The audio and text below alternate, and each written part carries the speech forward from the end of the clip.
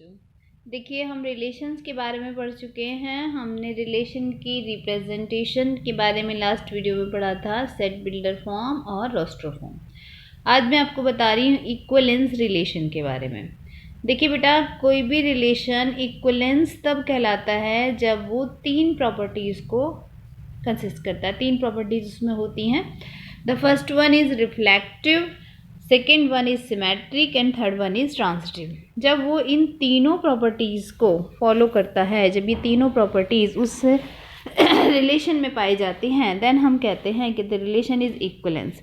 अगर इन तीनों में से कोई एक भी प्रॉपर्टी ऐसी है जो हमारे रिलेशन में नहीं आती, तो हम रिलेशन को इक्विवेलेंस नहीं कह सकते। ठीक है।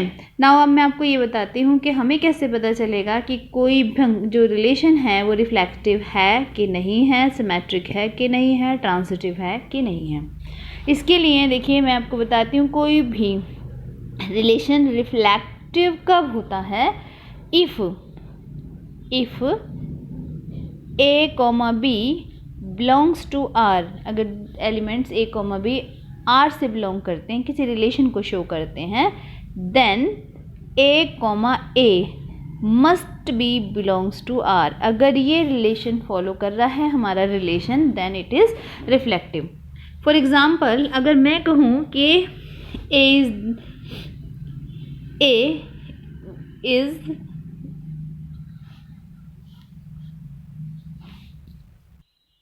is equals to B and here every element is equals to itself, then A is equals to A, ये इस बात को भी फॉलो कर रहा है। तो जो हमारा रिलेशन है A is equals to B, वो A is equals to A को भी फॉलो कर रहा है। दैट मीन्स हमारा जो रिलेशन है वो रिफ्लेक्टिव है।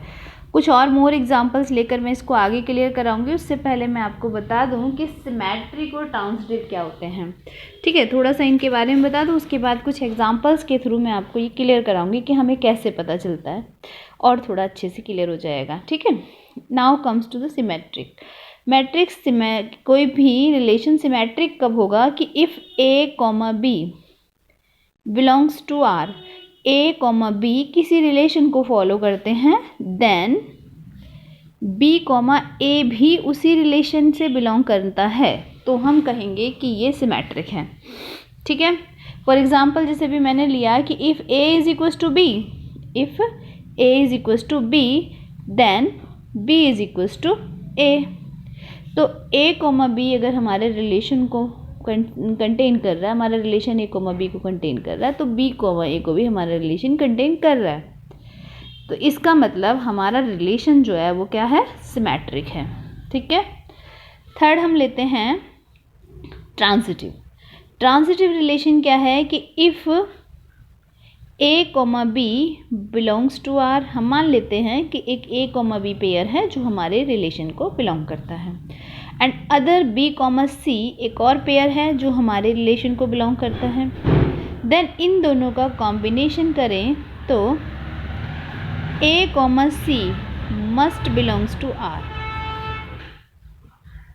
अगर ऐसा हुआ कि A, C R से बिलोंग करता है, तो ये रिलेशन ट्रांजिटिव कहलाएगा। For example, if A is equals to B and B is equals to C, then C is equals to A, ये फिक्स है, ये होगा। तो इसका मतलब A, B जो था वो हमारे रिलेशन को बिलोंग कर रहा है, B, C भी रिलेशन को बिलोंग कर रहा है, तो C, A भी हमारे रिलेशन को बिलोंग करेगा। और ऐसा हुआ तो हमारा रिलेशन कैसा हो जाएगा? ट्रांजिटिव। अब इस बात को हम कुछ और एग्जांपल्स के थ्रू समझेंगे। देखिए ये जो हमारा एग्जांपल है, इसे देखिए। L is a set of straight line. L एक सेट है जिसमें सारी स्ट्रेट लाइन्स हैं। स्ट्रेट लाइन का ये सेट है। अब हमारे पास है एक relation R is equals to L1, L2। R1 में L1, L2 आ रहे हैं, where L1 is parallel to L2, और L1 और L2 दोनों ही L सेट से, यानी कि दोनों ही L सेट से बिलोंग करते हैं, मीन्स ये दोनों ही स्ट्रेट लाइन है। अब सबसे पहले हमें चेक करना है कि ये रिफ्लेक्सिव है कि नहीं है। ठीक है जी, रिफ्लेक्सिव देखना है हमें।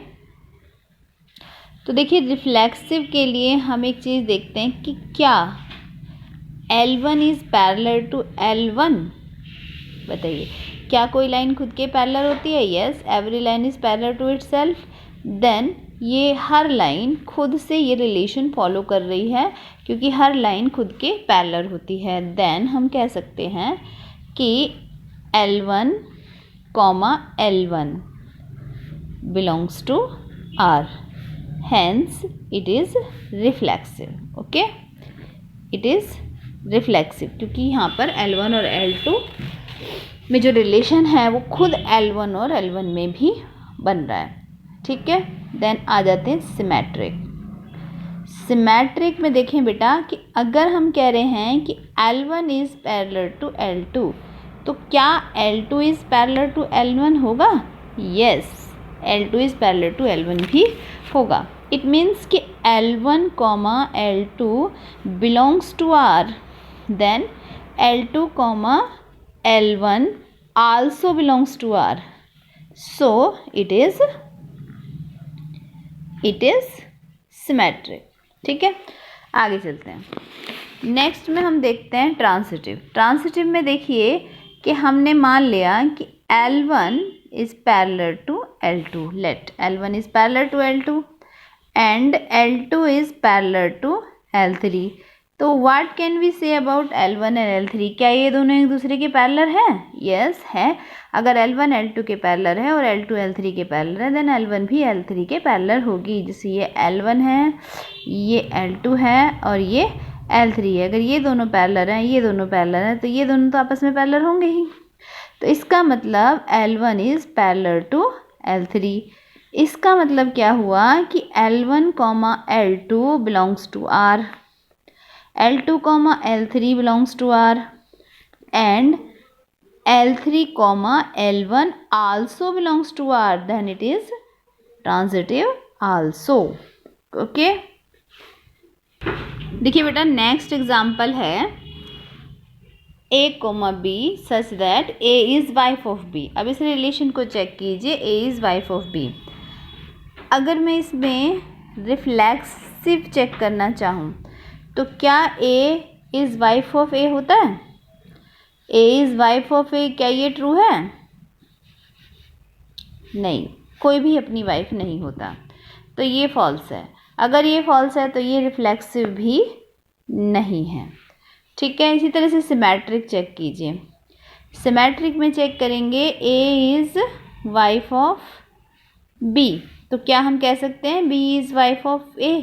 नहीं, B तो A का हस्बैंड हो जाएगा, तो ये भी ट्रू नहीं है। इसका मतलब ये सिमेट्रिक नहीं है। अगर हम ट्रांसिटिव की बात करें तो A is wife of B,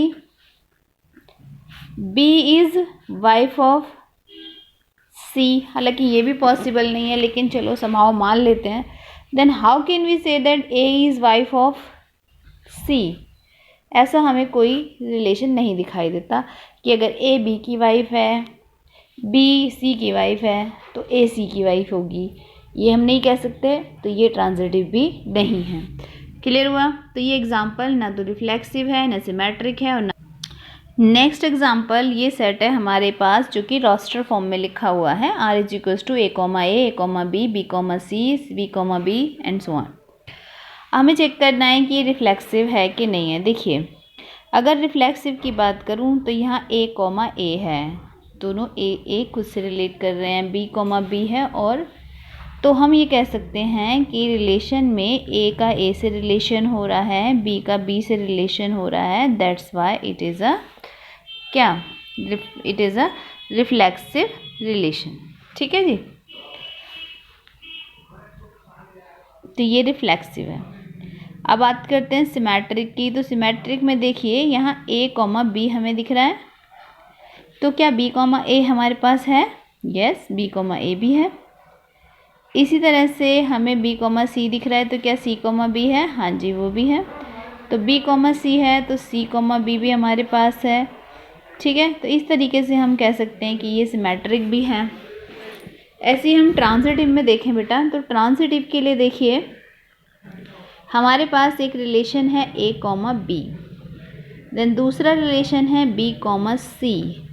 तो क्या हमारे पास A, C है?